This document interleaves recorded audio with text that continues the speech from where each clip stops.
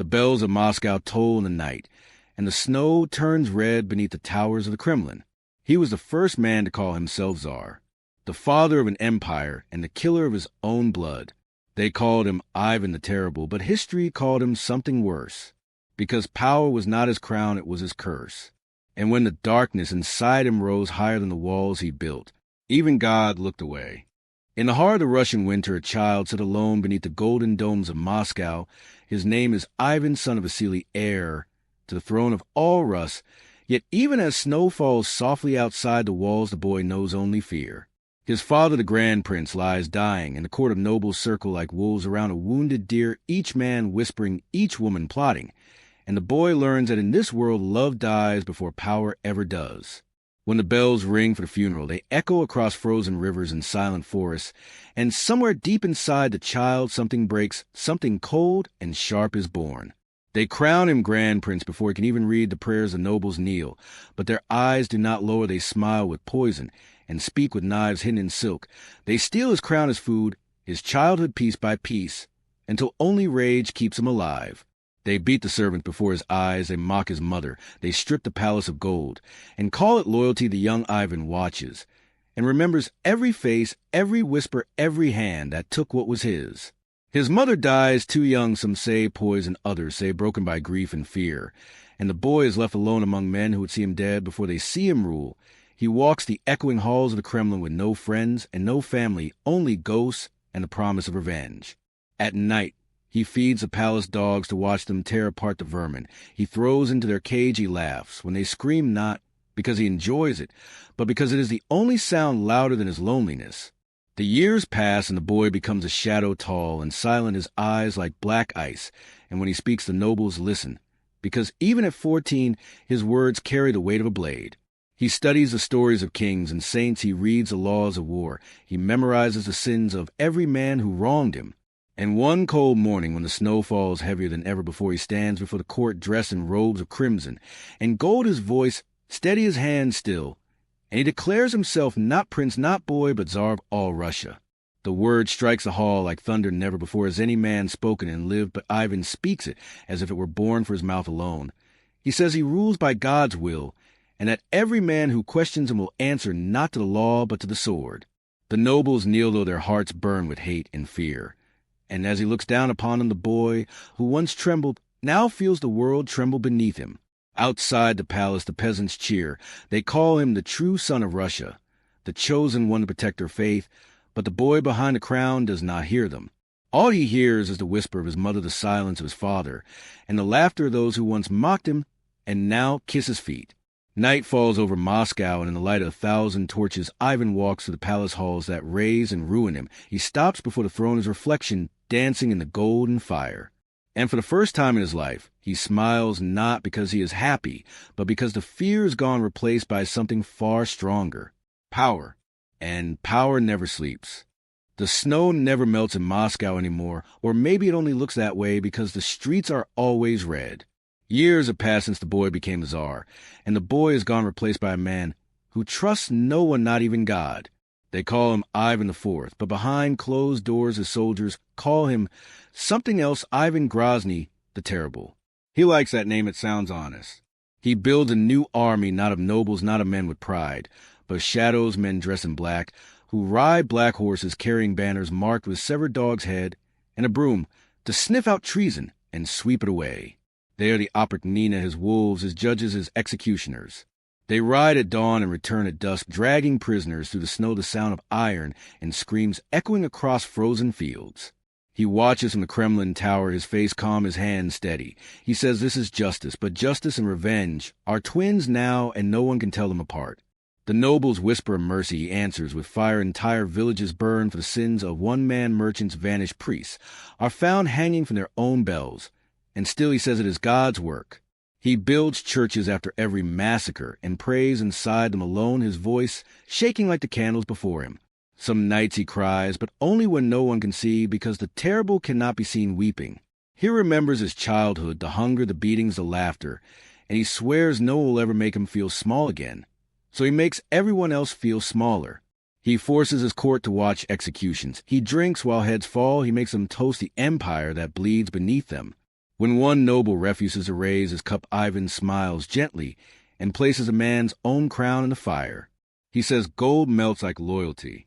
Outside the city, peasants tell stories of black riders who come with storms. They say the Tsar rides with him, his eyes burning red through the snow. They say he can smell betrayal. They say he can kill with a glance. And in the dark corners of every tavern, every church, every home, people whisper his name, not in prayer, but in fear. One day he walks through his palace alone and stops before a mirror. He stares at the face, staring back, hollow eyes, silver beard streaked with white, and for a moment he almost doesn't recognize himself. He touches the glass and whispers, "What have I become?" But the reflection does not answer, it only smiles. So he builds a new city within the city, a walled kingdom only for the Oprichnina, filled with towers blacker than night, its gates carved with skulls, its halls echoing with hymns and screams. He moves there, leaving the old Kremlin behind, as if the past could be buried in stone. From there he rules by fear alone, and Russia grows silent beneath him. Winter comes again as it always does, but this time the snow carries as the rivers freeze over thick with blood, and yet the people keep living. Because that is what they do under tyrants. They live quietly and hope to be forgotten. And still Ivan prays, still he calls himself the chosen of God, still he tells his people that fear is love and obedience is peace.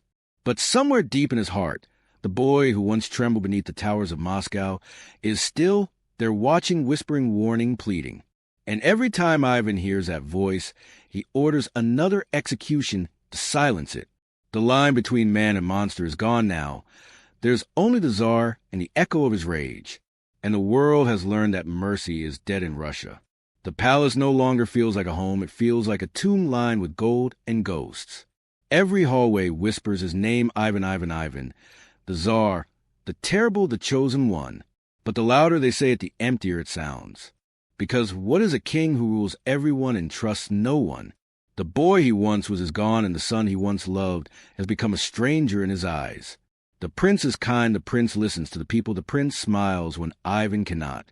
And that kindness burns the Tsar like fire, because love has no place in a kingdom built on fear. The court stands frozen every time father and son enter the same room. One carries wrath, the other carries hope, and both are too heavy for Russia to hold. Ivan watches the prince speak to soldiers, the people cheer for him, and something inside the Tsar cracks. He tells himself it is pride, but it feels like jealousy. It feels like the shadow of the father being replaced by the light of the sun. Night falls over Moscow, and the bells toll too long. In the great hall, Ivan sits alone, a goblin, his hand, his crown, tilted, his thoughts louder than the storm outside. He sees his enemies in every candle's flicker. He hears betrayal in every silence. When his advisors speak, he hears lies. When his priests pray, he hears judgment. And when his son speaks, he hears defiance. They argue one night about war and mercy. The prince says the blood must stop. The Tsar says the blood keeps Russia alive. The words turn sharp. The air, heavy, Ivan's hand trembles around his scepter. He shouts that his son has been poisoned by pity, that he would rather see the empire burn than bow before mercy. The prince does not back down. He says a ruler who fears his own people is already lost. The hall goes silent. The guards look away. The storm outside roars louder than ever. And then it happens in one terrible heartbeat. Ivan lifts his staff and strikes his son. The sound is not thunder, but it feels like it. The prince falls, his crown rolls across the marble floor. A bright trail of red follows it. Ivan stares frozen, his rage dissolving into horror. He drops beside his son, calling his name again and again, but the name no longer answers. The terrible has killed his own blood. For days the palace is silent. The people outside hear nothing but rumors. The priests refuse to speak. Inside, the Tsar wanders the corridors barefoot, muttering prayers that sound like curses. He orders churches built for his son. He orders statues torn down of himself. He kneels in his chapel until his knees bleed, but God remains silent. And in that silence, Ivan finds something worse than fear. He finds emptiness. He locks himself away from the court. His beard grows long, his eyes hollow.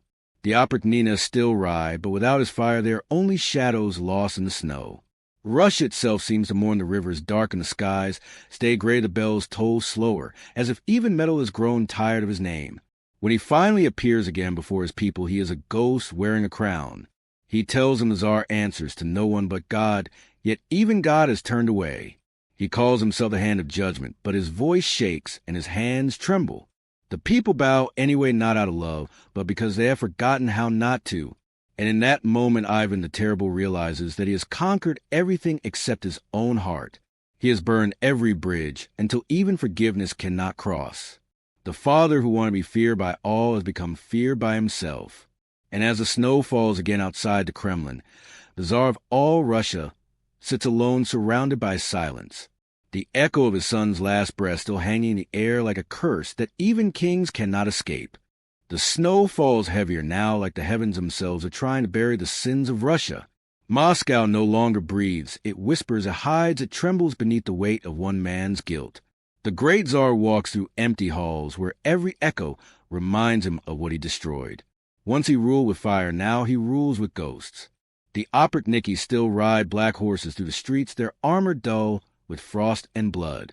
They carry Israel across the land, burning villages, hanging nobles, painting the roads with loyalty. But the people no longer scream. They no longer plead, they just lower their heads and wait for the storm to pass. Fear has become their language and silence their only prayer. Ivan sits on his throne, but it feels colder than stone. He stares at maps and sees nothing but graves. He signs decrees with shaking hands, ordering executions for crimes that no longer exist. Every traitor he kills is a reflection of the man in the mirror, and every night that mirror cracks a little more. He sees his son's face in every shadow. He hears his name in the bells and in the wind, and sometimes in the footsteps that follow him down the hall. The priests whisper that the Tsar is cursed, that the blood of his son has sealed his fate. But no one dares to speak it loud enough for him to hear. He builds a new palace far from Moscow, filled with towers that reach the clouds as if trying to touch forgiveness. Yet even there the air smells like smoke, and the walls echo with cries from dreams he cannot forget. At night, he walks the corridors, clutching a cross, muttering words to saints who never answer.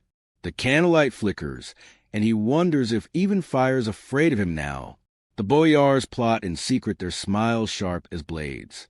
They know the Tsar is breaking, they wait for him to fall like wolves, circling a wounded bear. But Ivan still has teeth, he still has rage, and when he senses betrayal, he unleashes it with divine fury. An entire town erased from the earth, 1,000 lives ended to quiet one whisper.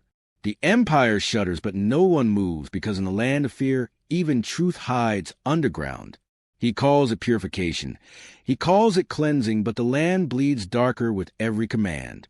And somewhere deep inside, the Tsar knows he is not cleansing Russia. He is cleansing his guilt. Every scream, another prayer, unanswered. Every flame, another confession no one hears. One winter morning, he walks to the chapel, his beard white with frost, his crown heavy as sin. He kneels before the altar where his son once prayed. He whispers that he has done what he must to keep Russia alive. But the silence feels like laughter, like heaven itself mocking him. He rises and looks at the crucifix, the face of Christ pale in the candlelight. He whispers that kings are not men. They are burdens that never end. He says he has carried it too long, and his voice breaks for the first time in years. That night he dreams of fire.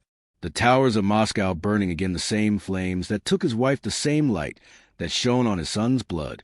He sees the people watching him from the darkness, their eyes hollow, their voices gone. He reaches out to them, but they vanish like smoke, and when he looks down, his hands are red again. He wakes in terror, shouting into the empty hall. The guards rush in, but he waves them away. He sits alone on the cold floor and laughs a sound that does not belong to a man anymore. He says the crown is not gold, it is made of ash, and he wears it because no one else will.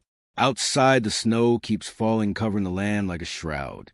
The empire survives, but its heart is gone. The Tsar breathes, but his soul is buried with his son.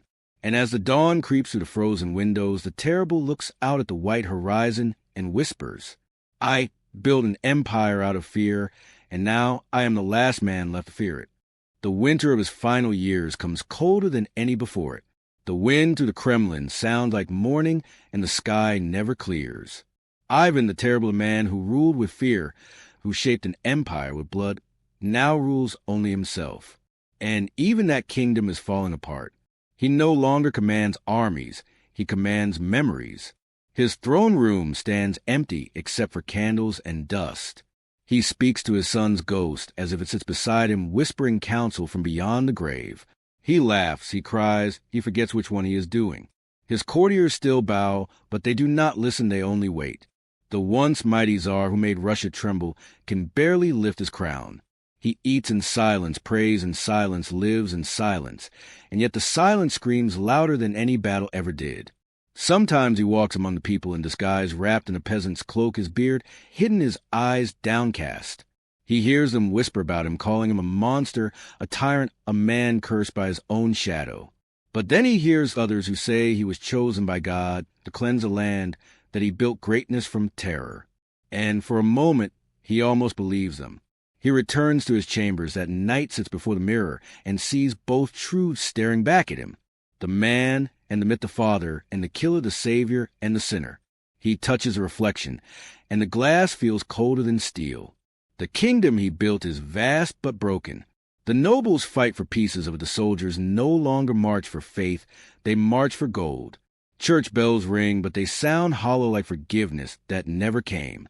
Ivan knows his name will live forever, but he wonders if it will ever be forgiven.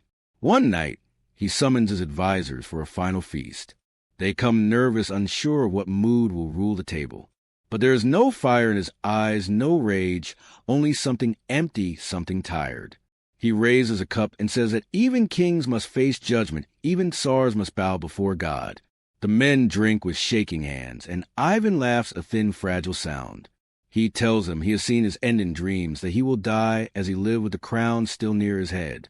He tells them Russia must endure, even if her ruler cannot. When the feast ends, he stays behind alone. He walks to the chamber where his son died and kneels on the cold stone. The room still smells of incense and old grief. He whispers that he is sorry, but the walls do not answer. The next morning the Tsar rises before dawn and dresses in his finest robes. He places the crown before him on the table, staring at it as if it were alive. He calls for a game of chess. His oldest friend sits across from him, afraid to meet his eyes. The pieces move slow, the silence heavier with each turn. Ivan smiles once as he moves his final piece. He whispers checkmate, then gasps and collapses. The crown falls from the table, rolls across the floor, and comes to rest beside his hand. The guards rush him, but the terrible is still, his eyes open, his body cold. They say he died in peace, but the air around him feels like judgment. Outside, the sky clears for the first time in weeks. A faint light breaks through the clouds. And in that light Moscow exhales, as if the earth itself has lifted a curse. They bury him with kings, but his name becomes legend. Children grow up hearing stories of the monster, the man who killed his son of the ruler, who feared God but not himself. Some call him hero, others call him devil. But all remember him. And in the centuries that follow, his shadow lingers over Russia like a storm that never truly ends. Because Ivan the Terrible did not just shape history. He carved it into the bones of a nation that would rise and fall and rise again under his ghost. He called himself a hand of God, but the world called him something else. A warning, a curse, a name that still makes the wind whisper through the walls of the Kremlin. Ivan the Terrible, the Tsar, who became his own punishment.